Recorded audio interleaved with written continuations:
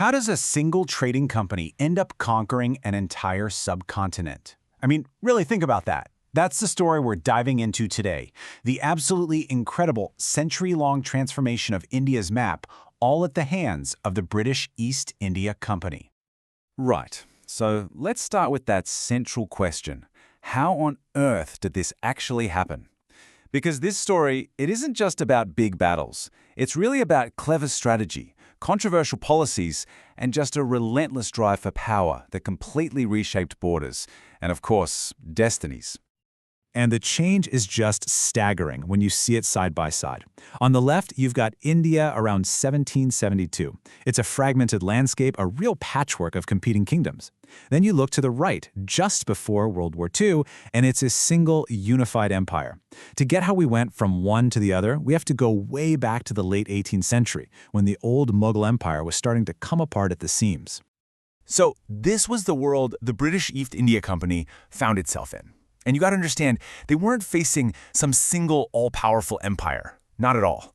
What they saw was this fractured landscape, basically a power vacuum just waiting for someone to step in and fill it. Okay, let's take a closer look.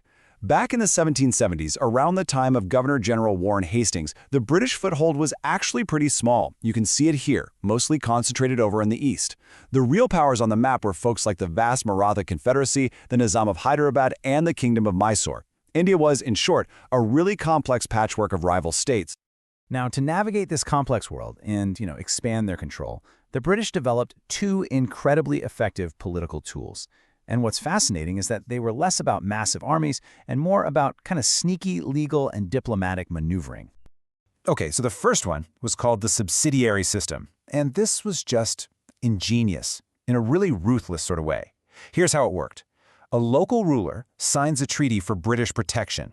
In return, they had to host and pay for a British army right there in their own territory.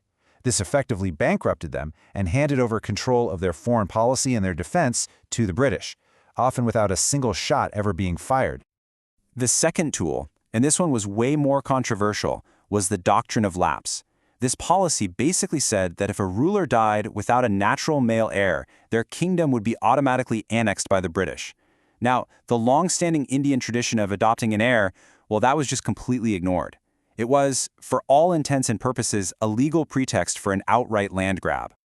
So armed with these powerful political tools, the map of India starts to change with just astonishing speed. This is really where the expansion kicks into high gear. Check out this map from 1798. A new governor-general, a guy named Lord Wellesley, shows up and basically throws the old policy of caution right out the window. He was convinced that for the British to survive, they had to become the number one, the paramount power in India, and he was ready to do whatever it took to make that happen. And man, did he move fast. He defeated the powerful Tipu Sultan down in Mysore, he annexed huge territories, and he masterfully used that subsidiary system we just talked about to neutralize the Marathas. But here's the crucial bit. His acquisitions in Cuttack and Balasore created a continuous land bridge, connecting the company's big holdings in Bengal and Madras for the very first time. And this just brilliantly illustrates the result. Look at that. In just 7 years, the map is transformed. The red of British territory isn't just hugging the coasts anymore, it's pushing deep into the heartland, surrounding and totally isolating the remaining Indian states. The last major wave of expansion comes a few decades later under Lord Dalhousie. He conquered the Punjab after the really fierce Sikh wars, and then just aggressively applied the doctrine of lapse, snapping up key states like Satara, Jhansi, and Nagpur. His annexation of Oudh, using the excuse of misgovernment, was one of the final straws that led to the Great Rebellion of 1857. And so, by 1856, right on the eve of that massive rebellion, the conquest was pretty much complete. That patchwork of kingdoms had become a single political entity. The next challenge was a big one. How in the world do you rule this vast, newly drawn empire? So after the trauma of the 1857 uprising, the British crown takes over directly from the East India Company, and the whole focus shifts. It goes from conquest to consolidation. They had drawn the borders, now they had to find a way to bind them all together. And the answer was technology. The British knew that to control this huge subcontinent and, frankly, to prevent another rebellion, they needed to be able to move troops and administrators fast. They had to overcome the immense geographical distances that had kept India fragmented for centuries. You can almost see the new skeleton of the empire taking shape here.